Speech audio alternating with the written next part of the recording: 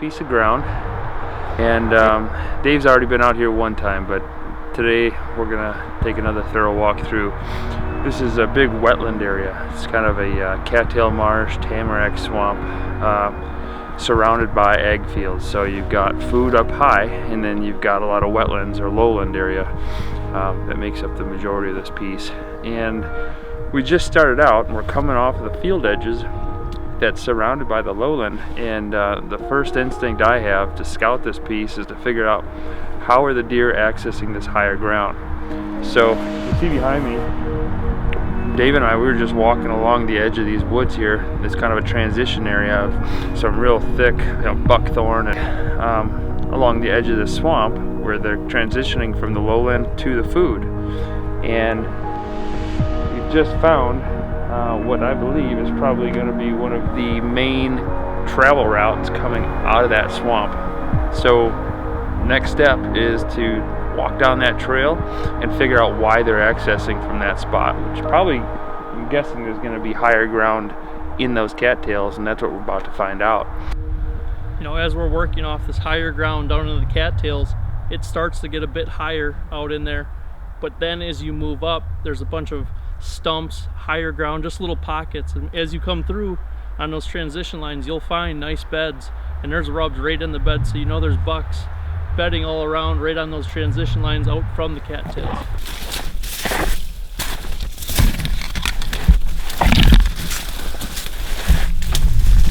Really tough right now because we just got about 6 or 7 more inches of snow dumped on us, and I like a little bit of snow when I'm scouting because it really traces the outlines of certain features I'm looking for and puts a layer that kind of outlines. But because we have so much snow now, it's kind of making some of the stuff I'm looking for harder to find, almost invisible. It is so cold. We're just snaking through the cattails right now. Dave is about he's behind me here about 35-40 yards, and right now what we're doing is we're kind of zigzagging to just random trees out in this cattail marsh looking for beds. Because usually if you see a tree out in the middle of a cattail marsh, obviously there's a little bit higher ground. So that's what we're looking for, and we're going to keep on going. All right, so found a set of tracks coming in right here, and as you can see, this is where what we think is a buck is bedding. It's a little higher ground, got a rub right behind him, and again he's off the transition line on just a high chunk of ground out in the middle of the cattail swamp. When you're in a marsh, trees don't really have a chance to grow real tall. I think some of the height gets stunted from how wet it is and how saturated they get. So I'm thinking this would be a good area to hunt and hang a set. However, I want to do as minimal cutting as possible, while at the same time be able to see up over these cattails, have, you know, not expansive views, but good enough views that I'm not going to be selling myself short. At the same time, I don't want to be skylined, so it's always a really hard decision. But ultimately, I want to find a tree or two that I think would be a good tree to set up in, mark it on my map. When you hang and hunt and you walk in with a stand on your back, especially in a swamp like this, you know, you're trying your hardest to make sure that you're not making a lot of noise. You don't sound like a freight train coming through the cattails.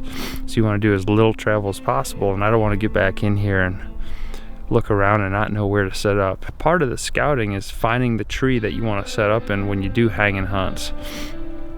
So I'm going to pick one of these trees out, which I think I got one picked right now, and then I'm going to put it on my map and come back to it in the fall. So as Dave and I are out here, and you gotta excuse me because my motor skills are fading from me quick because it's so cold. My cheeks are freezing up, so I have like a permagrin and can't make sense of if you can't make sense of what I'm saying, it's because my mouth and my face is numb. But as we're out here looking for beds and transition areas and all the signs that we want to hunt near, we're also looking for trees to set up in, and it's really hard in these swamps. I think the roots get really saturated. It prevents our trees from really growing tall. So what you have is a lot of stunted growth trees, a lot of really narrow ones, and they're so sparse because a lot of times they die off quickly before they reach maturity. that when you do finally find a good tree to sit in, you want to make sure you have a good backdrop. This guy, whoever was hunting here at least 5 years ago, picked a good spot to get a suntan.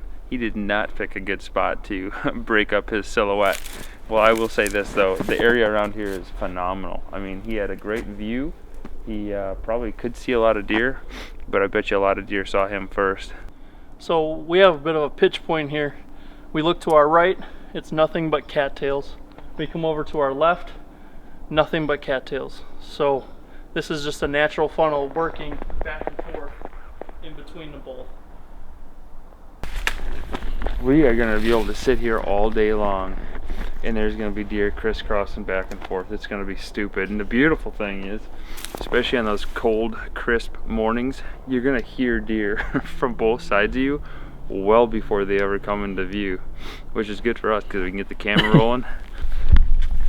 This tree up here is about 30 yards into the cattails, which you could probably get about 7 or 8 feet high in it. You'll be able to shoot to the edge of this hardwoods, these tamaracks and hardwoods, and also see out over the cattails. Let's go check it out and put a waypoint on our map.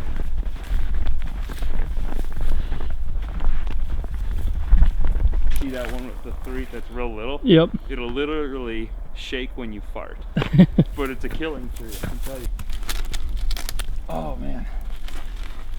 I gotta admit, I'm getting a little old for climbing trees like a monkey. But, oh, for heaven's sake, this is just lights out. I might have just found my favorite spot. This is gonna be money.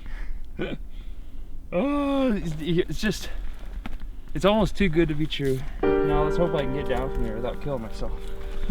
Oh gosh, and the size of this track, I mean, look at this right here. So here, you can see the cleats, the dew claws, and then look at the size of this hoof. I mean, my hand, I've got a fairly large hand, and it's the full size of my hand. It's just, Too bad his horns aren't laying inside of it. I half expected to see one, but you know, this is our second, time intruding on this. I mean, you were in here a week ago, and now it's a week later.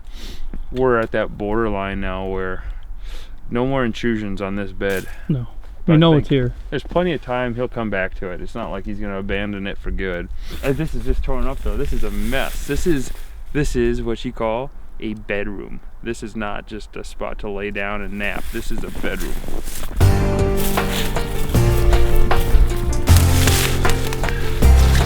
Look at that.